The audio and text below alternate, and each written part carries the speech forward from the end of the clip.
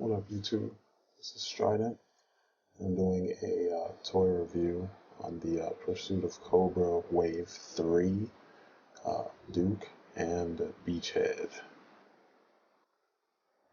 I'm a huge fan of this line because my son and I, this is like our little bonding thing. And between the two of us, he collects a lot of the old school ones. And I have a few of those too. But I pretty much stick with the Pursuit of Cobra line because the amount of detail is crazy. And coming from a person who used to collect the 12-inch military figures in general, I made some custom G.I. Joes, which one at some point I'll put up here so you guys can check them out. And I've collected the Hasbro 12-inch lines, which are always kind of disappointing, but they've got some good ones in there.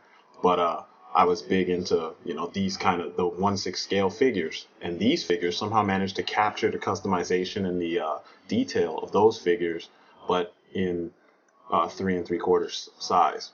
So anyway, I'm doing Duke and Beachhead. Beachhead's my favorite, but we're going to start with Duke.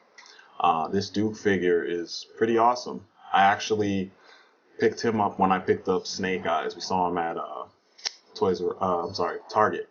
My girl was like, if you're gonna buy Snake Eyes, you may as well get Duke, because she knows I'm not a huge Snake Eyes fan, but the figure was nice. Anyway, this Duke figure is pretty cool. He's got a lot of details, and I'm gonna go through them right now. First off, you can see the number of accessories. I gave him the 2 pistols over there because I think Duke should just have 2 pistols. Anyway, he comes with that weird backpack thing. I hate those kind of add-ons, but the backpack actually has multiple uses. Supposedly you put those 2 ginormous missile launcher things on those in the 2 peg holes, and you've got rocket launchers on his shoulders. I'm not a big fan of it, but the stuff looks cool on Duke. I mean, you can see I only use mostly his little machine gun in his backpack, and it makes him look, like a proper, leader of the team. The machine gun and everything fits snugly in his hands. They didn't put any trick articulation like they did with the Snake Eyes back there, but his weapons just look correct. He doesn't look strange, He always reminded me of a Ray Poward or Bill Hauser, I think it is, from Contra. So this version, even more so, reminds me of the 2 characters from Contra. So that's kind of the way that I equip him with his stuff. There's the backpack. You can see those 2 circular holes in the center. They're really slick because the machine gun that he has, or battle rifle, whatever you want to call it, and his bazooka, both of them can peg onto the back of, onto the backpack through those 2 pegs, which is pretty cool. And if you don't want to put those things there, you just got a cool backpack that looks very, tactical and battle worn. The paint job is really nice on it, and it's just amazing for such a small figure. And this is the thing that trips me out. The articulation is pretty cool because it's standard.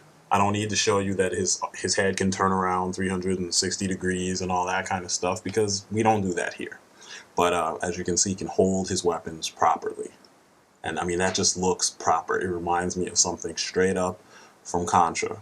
Actually from Neo Contra in the beginning, when Jaguar and Bill have their bazookas, and they're shooting up at this giant mech, and they're like, the bazookas are all sitting in the ground just waiting for someone to grab them and then aim and shoot at the big ginormous mech, and they're shooting the arms off and all this crap. Anyway, it's perfect for action junkies like me and the couple of you who actually pay attention to all this stuff. As you can see, there's he's got a little handle on the side. You don't have to use the handle, but it just looks right, It's one of the few times Hasbro made a weapon that looks like it works the way it would work in the real world. Here he is with the 2 extra pistols. I got these pistols with one of the other Rise of Cobra figures that I got, because I actually dug that line. Movie wasn't so great. The line had some cool ideas because the sculpting was well done. The application of a lot of things in that line was really well done, and the vehicles were well done too, and I was happy with that. So yeah, lots of gear, and as you can see, he looks ready. He looks prepared to take on whatever it is you gotta put him up against. All his joints were really, really stiff, and they give fairly easily. I mean, no paint was stuck in between them, at least none that I could see.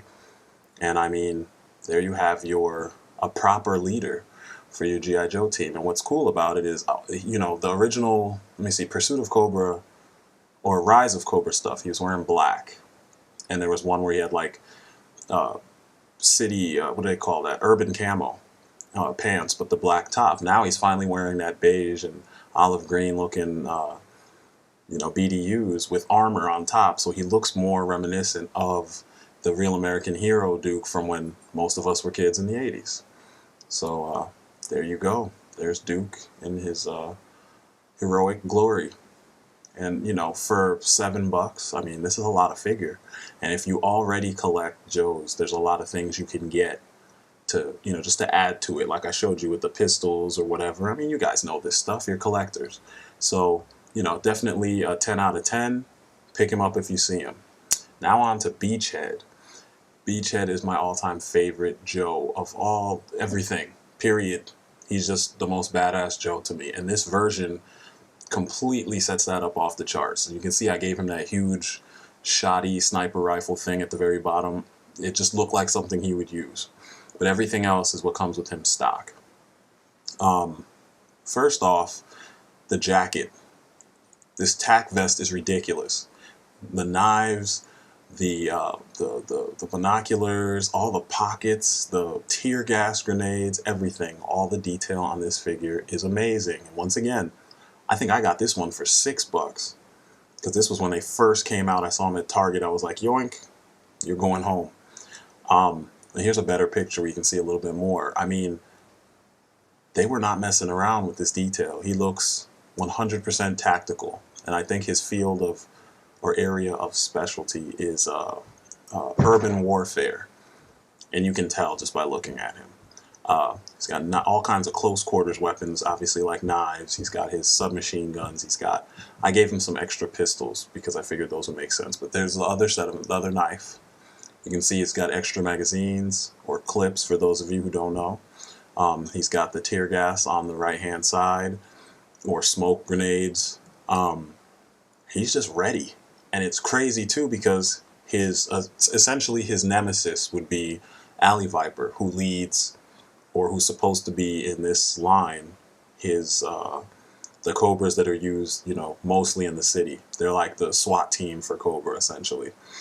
And he looks like by himself he could take on these guys, especially when you see him with all his gear.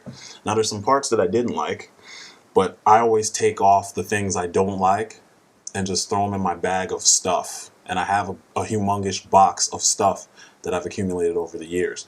Now he's got this little computer on his hip, and I think it's kind of cool. It had a rope, or I'm sorry, not a rope, but a wire that connected from that little point you see by his ankle all the way up to the computer itself. And someone made a joke about it being a sweat-powered computer.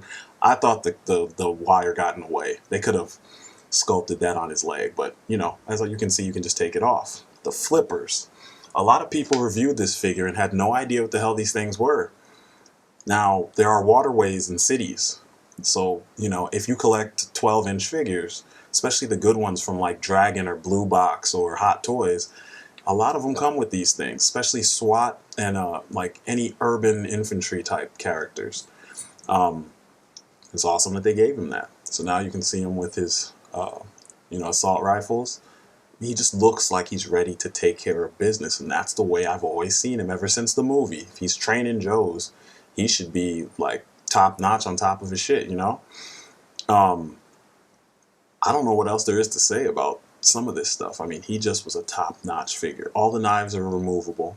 One of the knives, the one that he comes with, is not very, it doesn't stick snugly in there. So I gave him 2 other knives from figures I had before. I mean, just look at that. There he is with his scar, and in the left hand, or I'm sorry, in the right hand, and in the left hand, he's got his rail gun. I'm like, holy shit, Joes are carrying rail guns now? It's freaking awesome. It doesn't make any sense how cool this stuff is. There it is from another angle, so you can check out what's going on.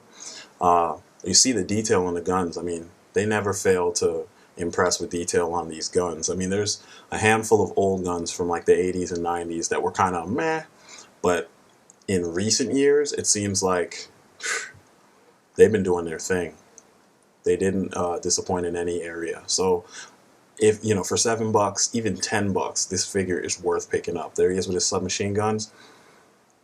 I really don't see what faults anyone could come up with. Some people said, oh, his jacket hinders his articulation. When you take off his jacket, his arms at the shoulder only go so far forward, not much more than they do with the jacket. It seems like on the female figures, they always get that right. There he is with the gas mask. Look how intimidating he looks. But back to the articulation. The articulation seems to be always better on the female figures than the male figures, based on the indentation of above their breasts. With the men, because they have wider chests, they don't sculpt a scoop closer into the pecs so that their arms can go closer together like Marvel Legends or DC Universe Classics. But to me, it doesn't matter. He can hold his weapons. And as you saw in the previous picture, and you'll see coming up, he can hold any of his guns with 2 hands. I mean, what more is there for you to ask for? So, you know, as you can see, this is a perfect figure to me. This is another 10 out of 10. If I could give him a 12 or a 15 or a 20, I'd give it to him, because the previous versions of Beachhead, they were cool because they reminded me of the one in the cartoon. This just took it and amped that up to 11, and you've got a superb figure. So next time I'm going to be reviewing the Pursuit of Cobra. I think this is about the 3rd Snake Eyes figure in the line. And I'm going to also review, what's his name? Firefly. All right, guys, I'm out. Peace. Hope you dug it.